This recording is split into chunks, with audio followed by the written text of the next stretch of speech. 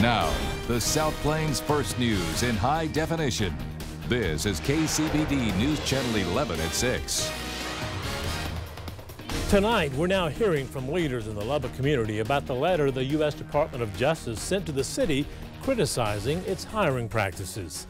Good evening and thank you for joining us. Christy is in for Karen, who is off tonight. In a letter dated June 22nd addressed to the City of Lubbock Attorney's Office, it states the city is engaging in, quote, a pattern or practice of discrimination against Hispanics and women during the hiring process of probationary police officers. An applicant must first pass a written examination and the physical ability test before moving on in the hiring practice. And both of these sections were highlighted by the DOJ as discriminatory. KCBD News Channel 11's Gloria De Leon spoke with leaders in the Lubbock community today. She joins us now with more on their reaction. Gloria? Christine Abner, that's right. I spoke with Lubbock City Councilman Victor Hernandez and the publisher-owner of Latino Lubbock Monthly magazine, Christy Martinez Garcia, and both of them say that the test should take cultural differences into account. Honestly, in a statement, Congressman Randy Nagebauer tells KCBD he has the utmost respect for law enforcement who serve to keep Lubbock safe. He goes on to say that he will be monitoring the developments as more facts are released. Christine Abner. Thank you, Gloria. A lawsuit has now been filed against a driver who crashed into a South Lubbock home 1 week ago today. Michael McKay remains in the Lubbock County Jail this afternoon, charged with intoxication assault. Police say McKay was driving drunk when he crashed into a home near 93rd and University Avenue. According to the lawsuit, 4 members of the Reyna family were in the front bedroom when the truck crashed into it. The impact flung one of the children into the next room. The child and 2 other family members suffered severe injuries, according to the family's attorney.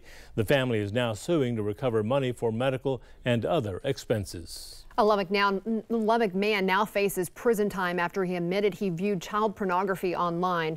Michael Powers pleaded guilty in federal court this morning to 1 count of possession of child pornography.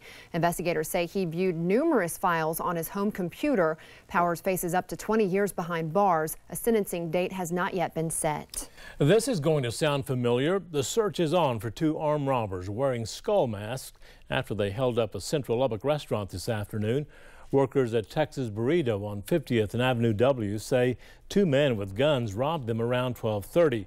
They walked into the restaurant, demanded money, and then ran out. Authorities say the same suspects may have also robbed the Family Dollar on Avenue Q near 50th, Domino's on 34th and Wayne, 7-Eleven at 4th and Elgin, and Subway inside the Valero at the Southeast Loop and Highway 84. Now, this is surveillance pictures from the robbery at Family Dollar showing the mask. If you know anything about these suspects, call Crime Line at 741-1000. Remember, you do not have to give your name.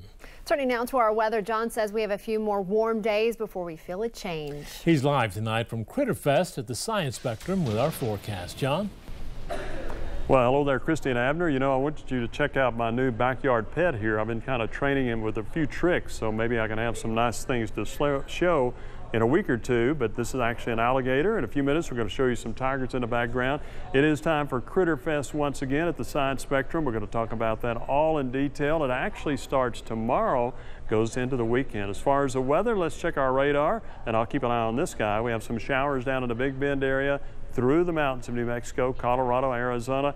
Our rain chances remain very slim for the Lubbock area, at least through this evening and tomorrow. They'll begin to change, though, by the time you get into the weekend, especially late Friday, Saturday, and Sunday. This evening is going to be beautiful. Temperature is very warm today, upper 80s. They'll edge down to around 80 degrees by 8 o'clock.